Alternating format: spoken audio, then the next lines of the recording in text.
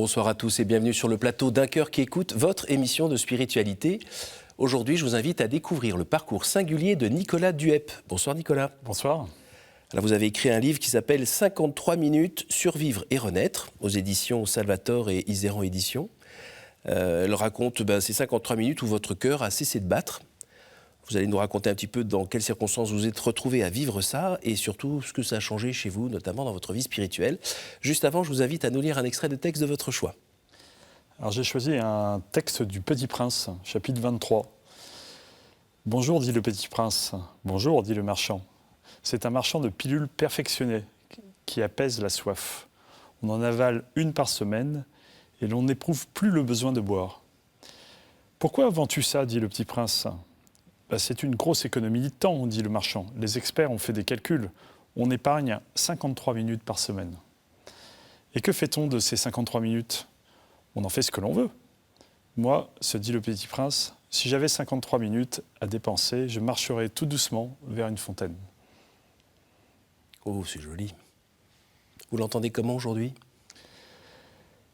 Quand on a vécu ce que j'ai vécu et qu'on se dit qu'il n'y a pas de hasard, tomber sur un texte comme ça qui parle de 53 minutes, d'ailleurs il y a toute une symbolique autour du 5 et du 3, du 53, que ce soit une symbolique dans la Bible ou avec la numérologie.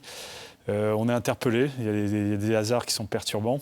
Il y a la source aussi. Et la source, effectivement, puisque c'est 53 minutes en passant d'une vie suractive, tournée vers la performance, la vie d'un chef d'entreprise qui coche progressivement toutes les cases du succès, pour se prendre le mur à pleine vitesse et finalement apprendre à aller doucement, non pas pour profiter de la vie, comme beaucoup disent, j'aime pas ce mot, parce que profiter induirait l'idée qu'on a peur du futur et donc il faut prendre tout ce qu'on peut prendre maintenant et donc on est dans le profit, mais juste vivre et donc marcher doucement jusqu'à la source. Et donc ça, je trouve ça terrible et que de sagesse dans le Petit Prince. Alors aidez-nous un petit peu à vous situer. Père de famille, 4 enfants, vous êtes originaire plutôt de l'ouest de la France, dans une jolie région, la Touraine, et puis vous êtes arrivé vers la fin de l'adolescence en région parisienne, à Paris. Voilà, moi je suis arrivé juste après mon bac, j'avais 17 ans, je suis arrivé pour faire mes études à Dauphine. Après, je suis parti en Suisse et aux États-Unis faire ce qu'on appelle des masters, toujours dans l'univers du commerce et du business. En fait, moi, j'ai jamais douté que je voulais être chef et que je voulais créer ma boîte. Donc, il fallait que je trouve juste les portes d'accès. Et puis, aux États-Unis, j'ai découvert en 97 Internet et puis les mots start-up. Donc, j'ai basculé tout de suite dans cet univers en créant notamment, en revenant en France, accordhotel.com, le site de réservation du groupe. Et puis ensuite, en m'associant avec d'autres personnes pour faire notamment une aventure Selfish qui est devenue un des pionniers des contenus pour mobile au temps où on n'avait pas encore les smartphones, qui a connu une croissance incroyable. Et puis la dernière société, Alchemy, qui est une plateforme de vidéo streaming thématique qui a connu aussi une grosse croissance, a pu racheter des sociétés aux États-Unis et surtout la fierté quand on est dirigeant ou entrepreneur de pouvoir introduire sa boîte en bourse en novembre 2020. Alors, ce qui vous est arrivé, donc ces 53 minutes de off, c'était au cours d'une balade en vélo. Vous qui étiez plutôt un cycliste pas mal entraîné, je crois que vous étiez à 12 000 km par an. Oui. Voilà, donc avec le bon vélo, le bon casque, toute la combinaison comme il faut. Vous êtes ce qu'on appelle un passionné quand même. Et puis un jour, ça tourne pas très bien. Alors en fait, on est le dimanche 9 mai 2021 et je suis en Vallée de Chevreuse, donc dans l'ouest de Paris, qui est le terrain de jeu des cyclistes parisiens. Et je rentre pour le déjeuner dominical dans une côte qui est religive sur Yvette au plateau de Saclay, qui s'appelle la côte de la Belle Image. Une côte à 7%, j'ai le cœur à 132 et à 11h00, brutalement, mon cœur lâche. Et je m'effale sur un rail de sécurité, puisqu'il est sur la droite, à cet endroit-là, il y en a un. Et à partir de là, moi, c'est l'écran noir, parce qu'en fait, je me souviens plus de rien. Mais le miracle qui se produit, c'est que plus loin, dans la côte, il y a 3 vélos qui ne sont même pas ensemble, qui voient que j'ai un problème, qui vont venir à ma hauteur, me porter secours. Parce que vous êtes un pantin désarticulé, avec la tête qui plonge dans le vide avec le casque, le corps comme ça, les jambes encore, les pieds accrochés au vélo, et il n'y a plus personne. Voilà, et ils vont arriver, me déclipser, et puis le miracle, c'est que c'est un médecin et 2 gendarmes. Et donc tout de suite, le médecin va se faire les gestes de premier secours, le massage, pendant qu'un autre va sécuriser la zone. C'est une route qui est assez passante. Et puis le dernier, savoir qui je suis, puisque malheureusement, il n'y a pas d'informations. Enfin, j'avais des informations, mais elles étaient dans ma poche à l'arrière, mais jamais j'avais eu l'idée qu'on pourrait ne pas aller les chercher. Et, combien de temps il a fait le massage cardiaque? Alors le médecin, il va le faire 25 minutes, ce qui, pour ceux qui sont un peu spécialistes de la chose... Comme on fait. Il l'a fait tout seul? Il n'a pas été remplacé par les gendarmes? Non, qui était à côté. Et donc, il va tenir 25 minutes et les pompiers vont arriver au bout de 25 minutes et vont pouvoir prendre le relais. Oui. Un massage très efficace, brisant toutes les côtes, parce qu'il faut briser les côtes. Et ensuite, les pompiers se relaient, eux, toutes les 2 minutes. Et la loi française est ainsi faite que quand les pompiers commencent à masser, ils n'ont plus le droit d'arrêter. Seul un médecin en exercice peut prendre la décision de dire je considère la mort de la personne. Donc la chose qui n'est pas toute... Il y a plusieurs éléments qui sont étonnants. La présence donc, des 2 gendarmes et du médecin. Le médecin qui ne s'arrête pas au bout de 15 minutes, comme ça arrive assez souvent, parce qu'on craint des séquelles trop graves pour votre cerveau, parce que je crois que c'est 26% d'oxygénation à ce moment-là au lieu de... Le vrai défi, en fait, quand vous faites un massage, on prend des nouvelles de mon cœur, mais au bout de 9 minutes, il vous reste 3% de chance de sauver le cœur. Et le vrai défi, c'est pas de sauver le cœur, c'est de sauver le cerveau, parce qu'à chaque pression, vous envoyez que 25% de besoin d'oxygène du cerveau. Donc en fait, c'est ce qui crée des séquelles. Et effectivement, dans ces formations, que ce soit à la Croix-Rouge d'ailleurs, allez vous former à la Croix-Rouge, à l'Ordre de Malte, à la Sécurité civile, on vous dit, généralement, passez 15-20 minutes, vous pouvez lâcher l'affaire parce que les séquelles de la personne... Pourquoi il a continué ? En fait, lui aussi, il y a un truc magique. À un moment donné, je dis, mais comment tu fais pour tenir ? Il me dit, tu sais, moi j'ai abordé ça comme une course, c'est un Ironman, donc triathlète. Puis il me dit, à un moment donné, moi je massais et puis j'ai senti que c'était plus moi qui massais, j'étais les bras. Et donc en fait, il n'a pas vu le temps passer et il ne s'est jamais posé la question. C'était un croyant, lui ? Et lui, il était croyant, oui. Comme le gendarme du GIGN, qui est également... croyant, mais qui était à la bourre et qui devait rentrer sur Versailles, en bas de la côte. Versailles, c'est à droite. Et donc, il devait vraiment partir à droite. Et là, il me dit, tu sais, je sais pas, j'ai senti que j'étais appelé par cette côte, donc j'ai pris la côte, et à gauche, à 180 degrés, et je suis tombé sur toi. Gendarme du GIGN qui n'est pas complètement perché. Waouh. Et le médecin urgentiste qui va arriver sur place...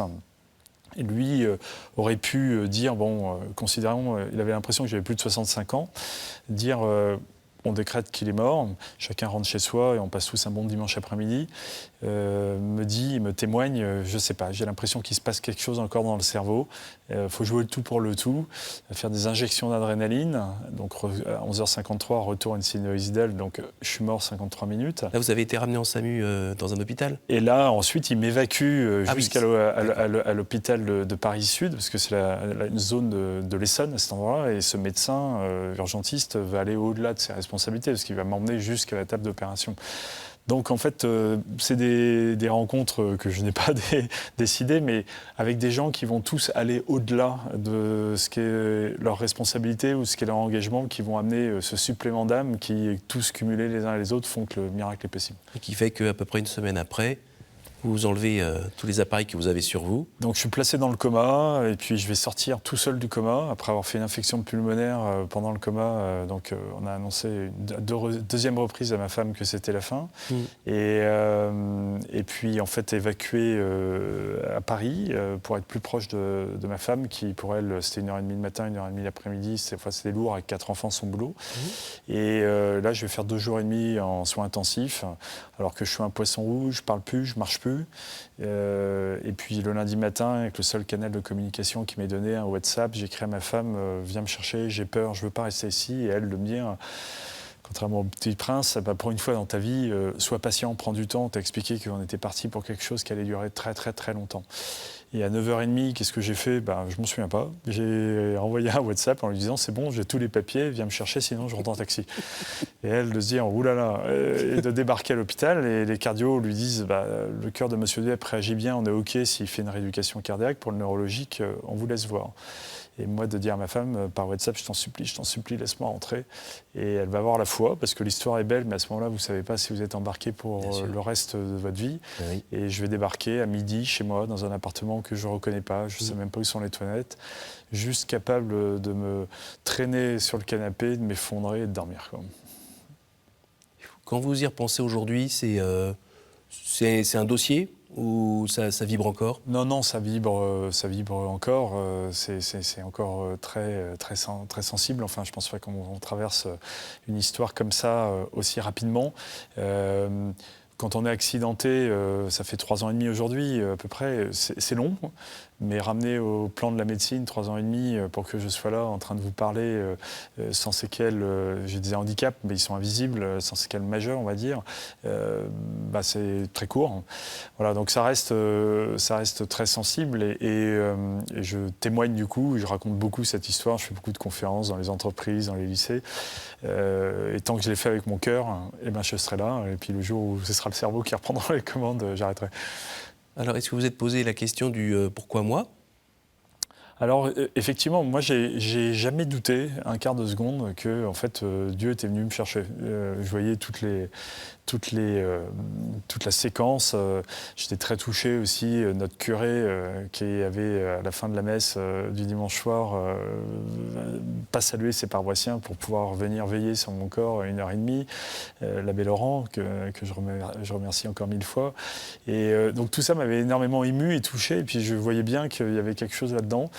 Mais le problème, je n'avais pas compris, vous savez, le proverbe mexicain, tu veux faire rire Dieu, parle-lui de tes projets, quoi. Et donc, moi, j'avais dit, d'ailleurs, j'étais parti faire une retraite de Saint-Ignace en me disant, si Dieu m'a appelé, Dieu t'envoie la mission, et puis on s'y met lundi matin, on ne perd pas de temps, quoi. Heureusement, je l'ai fait rire. Et donc, il s'y a pris à de multiples reprises, pendant 14 mois, à coups de dépression, à coups de fractures diverses et variées, pour qu'à un moment donné, je lâche l'affaire et que la volonté toute triomphante de l'entrepreneur qui veut, qui peut, fasse que je baisse la garde et que j'écoute. Et donc, progressivement, c'est quand même passé d'une foi très cérébrale, où, en tant que personnage public, on cherche à comprendre la foi dans la société, comprendre les textes, voir le rôle de l'Église dans les équilibres, même moi dans l'éducation de mes enfants, comment ça peut être structurant et former des personnalités plus que des individus. Et puis là, d'un seul coup, on découvre la foi du cœur, où se retrouver à pleurer à la messe, à avoir des chants qui vous éprouvent, c'est un truc incroyable à découvrir. Et ça, vous ne le viviez pas avant parce que vous l'aviez bouché? Je pense que moi, ma vie d'avant, je l'adorais. Hein. Je témoigne dans ce livre, j'ai tout fait pour la retrouver parce que vous êtes un peu comme dans le Truman Show. Vous avez l'impression que votre vie, elle est parfaite, elle est libre, et puis vous réalisez qu'en fait, elle n'est que partielle, alors qu'elle cochait toutes les cases du succès telles qu'on veut bien se les présenter dans le monde actuel. Et voilà, donc j'ai mis du temps à comprendre. J'ai mis du temps parce que je pense que notre Seigneur m'a tapé sur le casque à plusieurs reprises. Quand vous faites l'expérience des 2 poignets cassés et que c'est tellement humiliant que vous basculez dans les plus fragiles. Ça, c'est juste après. C'est une autre chute de vélo qui est après. Pour qu'on comprenne bien, c'est que vous avez eu quelques alertes avant, notamment un petit accident de scooter. Vous êtes en train de regarder votre téléphone en scooter pour aller vite et machin, une voiture freine, évidemment, vous avez du mal. Donc ça, c'est un tout petit peu avant. Quelques petits signes, ça ne vous arrête pas, vous continuez. Là, le gros choc, le cœur qui fait ciao. Après, vous revenez. Et là, votre idée, c'est de revenir comme le gars que vous étiez avant. Et pourquoi pas, d'ailleurs, vous vous sentez prêt à le faire. Et non, c'est des fameux 14 mois dont vous parlez. Entre les temps, il y a 2-3 accidents, notamment cette chute de vélo, où vous pensez être reparti. Mais il va falloir que je fasse une rééducation complète. Hein. Il va falloir que je réapprenne à parler, je réapprenne à marcher. Et je vais le faire en 5 semaines. Et 5 semaines et un jour plus tard, je suis au bureau. Puis en fait, la fatigue est là, donc ça bascule en dépression. Je quitte tout. Moi, je veux voir que j'ai un agenda libre, que c'est incroyable. Donc, je me dis, tiens, je vais me remettre au vélo, refaire des choses. Puis, je fais du vélo et un matin, tout était moisi. J'ai 3 vélos qui sont devant moi, qui tombent. Moi, je tape dedans, je fais un soleil, je me fracture les 2 poignets. Donc, les poignets fracturés, c'est dur. Jamais vous avez imaginé que votre femme pourrait vous donner votre douche, tirer la chasse d'eau, vous poser dans un fauteuil. C'est humiliant et ça devient d'ailleurs très dur dans le couple à ce moment-là. Et puis, Vous avez 45 ans ? À ce moment-là, j'ai 45 ans. Et d'ailleurs, je me fracture les poignets 10 jours avant mon anniversaire de 46. Et puis après, je fais un peu plus tard, ma femme m'emmène à la montagne, on adore la montagne. Et puis, comme j'avais pas de bras, j'ai pas pu faire de ski. Elle m'emmène faire du ski. Et à la fin de la première journée, une chute. Et là, je me casse l'épaule gauche et la main droite. Donc, il faudra que ça finisse aux Invalides, où ils vont regarder dans le cerveau. parce que d'ailleurs c'est la femme du médecin qui m'a sauvé la vie, qui est elle-même médecin, et qui me dit va voir aux invalides, parce qu'on a sauvé le cœur, mais on n'a peut-être pas sauvé le cerveau. C'est vrai que j'ai jamais eu de prise en charge neurologique, et là je vais faire des tests type Alzheimer, donc des tests assez simples, niveau peut-être maternel, et puis je l'ai raté. Et je comprends même pas d'ailleurs comment on peut les rater, et ça a été cette phrase un peu dingue du docteur en me disant mais monsieur, il y a un avant et un après, vous ne serez plus jamais comme avant, et il va falloir apprendre à faire le deuil de vous-même, quoi. Et alors ça, la foi dans ce cas-là, elle arrive tout de suite pour vivre ça avec beaucoup de lumière et de joie et d'espérance, ou il y a quand même... Non, on tombe à chaque fois. En fait, pour ceux qui ont l'envie de lire, verront qu'à chaque fois, c'est un certain nombre de dépressions. Mais la foi, et même plus, il y a l'élan vital. Je pense qu'on a tous un élan vital. Dieu place une énergie en nous sur laquelle on n'a pas le contrôle, qui fait qu'au plus profond du plus profond, vous rebondissez. Et puis pour remonter, voilà. Il y a madame qui vous aide aussi à remonter un peu. Bien sûr, mais ça va vraiment encore plus loin, parce que quand vous êtes dans la mort pendant 53 minutes, qu'est-ce qui fait que vous accrochez et que vous reveniez 97% des gens qui sont des arrêts cardiaques décèdent. Quand vous êtes dans le coma, qu'est-ce qui va faire que vous allez sortir? Et puis vous allez même sortir tout seul, c'est même pas contrôlé par les médecins. Votre rééducation, qu'est-ce qui va la faire? Vous entendiez ou pas quand vous étiez dans le coma artificiel, sous sédatif à 35 degrés? Oui, alors on fait des expériences de mort imminente, mais je ne parle pas de ça et je me souviens d'assez peu de choses. Mais vous entendiez votre femme qui vous parlait? Je ne me souviens pas. C'est ça. Mais pareil, les 53 minutes, vous n'avez aucun souvenir. Et je n'ai pas de souvenir précis, et j'ai commencé à chercher jusqu'à ce qu'on me dise si t'es pas donné de savoir, c'est qu'il faut peut-être pas que tu saches. Donc, oui, mais elle est forte cette phrase. Et je pense que ça m'a donné l'orientation d'apprendre à écouter mon cœur, la puissance de mon cœur, plutôt que de partir dans des sujets qui peuvent être parfois un peu ésotériques et nous couper en fait, du réel. Le réel, c'est celui du handicap, c'est celui du rebond dans le handicap, c'est celui de réapprendre son identité sociale, de réapprendre un agenda, et puis moi j'ai abandonné ma boîte parce que j'ai craqué en dépression, je ne peux plus être le dirigeant, je ne pourrais plus être un dirigeant, un chef d'entreprise comme j'ai toujours rêvé d'être, donc il faut apprendre un autre Nicolas. Et vous savez, je le cite d'ailleurs dans le livre, à un moment donné dans le film Encore, où Muriel Robin échange avec Aurélie Dupont, la danseuse étoile, enfin celle qui joue la danseuse étoile, il dit, faire le deuil de ses rêves, c'est choisir d'autres rêves. Ces petites phrases, mais d'une puissance tellement dingue. Et effectivement, on apprend petit à petit à choisir d'autres rêves, mais il faut avoir le cœur ouvert, chercher les indices, tester les bonnes voies. Et en fait, ma vie d'aujourd'hui, alors que j'adorais celle d'avant, est encore plus incroyable que celle que j'avais avant. Qu'est-ce que ça a changé dans votre vie de foi au jour le jour? J'ai envie de vous faire une réponse un tout petit peu provocante. C'est-à-dire qu'en fait, pour moi, la foi, c'est croire. Et en fait, tous les signaux que j'ai eus, et puis je vous raconterai l'anecdote du 9 mai ensuite, sont tellement puissants que, en fait, moi, j'ai pas besoin de croire, quoi. Je sais. Et donc, c'est le livre de Jérémie, « Seigneur, tu m'as donné à voir, maintenant je sais ». Alors, on peut peut-être avoir la foi en sachant, mais on prie souvent pour que Dieu nous aime. Mais moi, je sais que Dieu m'aime. Et en revanche, mon stress, c'est d'être à la hauteur du cadeau qui m'a été fait. Et puis, comme il m'a tellement tapé sur le casque pour que je vois les choses, d'être en veille et d'être attentif, hein, et de ne pas rebasculer à un moment donné dans une volonté, dans un ego qui ferait que je me déconnecterais. Mais parfois, la forme d'esprit que vous aviez peut-être auparavant aurait peut-être pu vous inciter à avoir une foi qui était très à cheval sur les règles. L'application des règles, une sorte de recherche de perfection de chrétien. Plus de performance. Mais en découvrant, je pense que Dieu est venu me chercher sur le bord de la route, parce que je pense que mon talent d'avant, c'était celui de raconter des histoires avec le cerveau pour pouvoir lever de l'argent, financer de multiples projets et d'emmener les gens dans des histoires incroyables de business. Et je pense qu'aujourd'hui, je qualifierais ma vocation profonde ou la mission qui m'a donnée d'être un éveilleur de conscience et un ouvreur de cœur, c'est-à-dire raconter des histoires, mais avec mon cœur, pour planter des graines et puis témoigner de sa force et de sa puissance.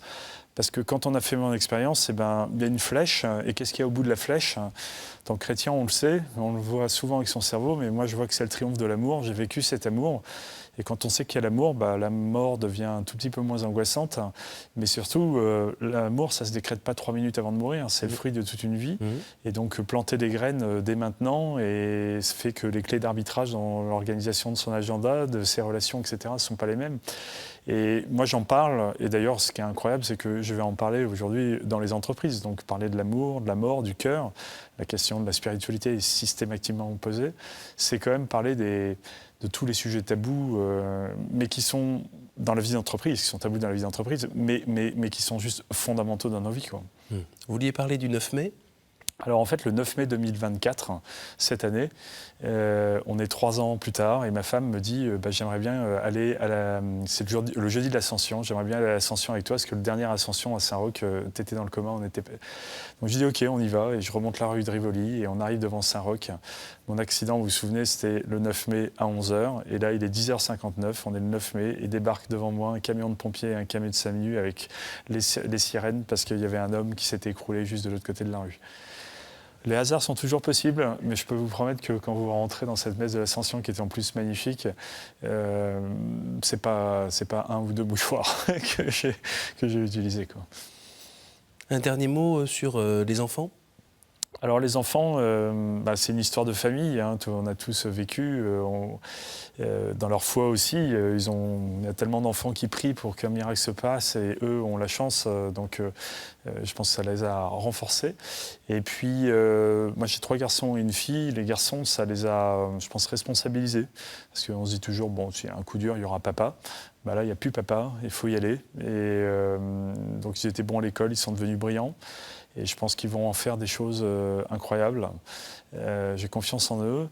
Voilà, mais au-delà pour aller plus loin dans la question qui concerne les enfants, la vraie question, c'est ma femme, qui est dans le rôle de l'aidant. Et l'aidant, on est tous appelés à être des aidants pour nos aînés, pour notre conjoint, nos enfants, des amis. Et c'est un rôle qu'on ne choisit pas, qui nous tombe dessus, alors qu'on a déjà une charge mentale de dingue. Et d'un seul coup, on a cette bombe nucléaire qui vient dans notre vie. Et elle a été solide. Voilà. Et elle a une amie qui lui a donné un conseil en lui disant quoi qu'il se passe dans toute sa rééducation, etc., reste sa femme. Ne deviens jamais son infirmière, son médecin, sa psy. Reste sa femme, parce que si tu veux lui donner une opportunité de se reconstruire en tant que mari, il faut qu'il sente que dans ses yeux, il reste un mari. Et elle a eu la foi, parce que pour me le relaisser faire du vélo, etc., vous pourriez vous dire, mais elle est stupide cette femme, pourquoi elle lui laisse prendre tant de risques ? Et la réalité, c'est que si elle m'avait mis sous cloche, j'aurais disjoncté et on aurait fait écrouler le couple.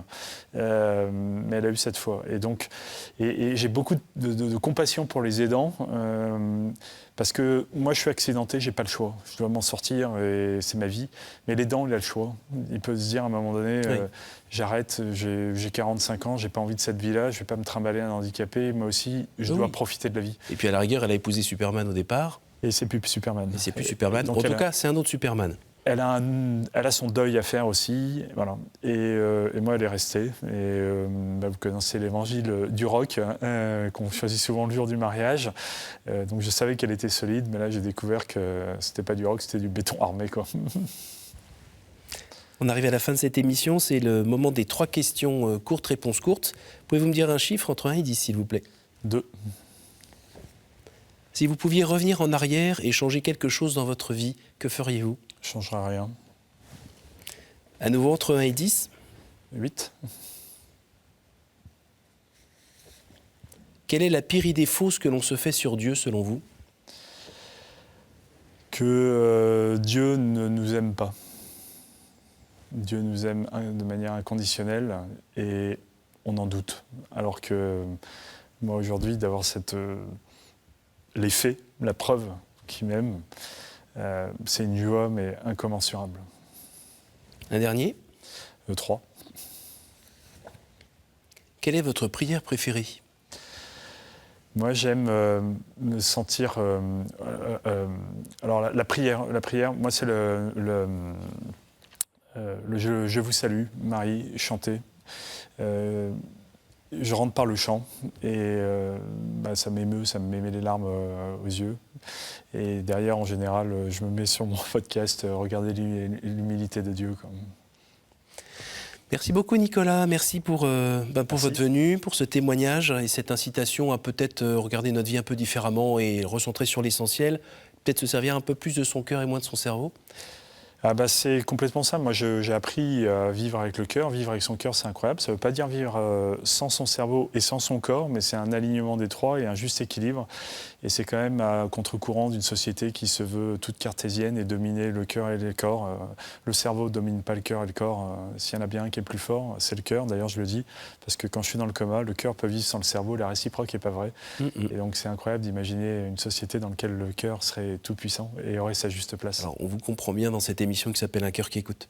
Je rappelle le titre de votre livre, 53 minutes, survivre et renaître, de Nicolas Duep, aux éditions Salvator. Merci beaucoup, merci à vous tous pour votre fidélité.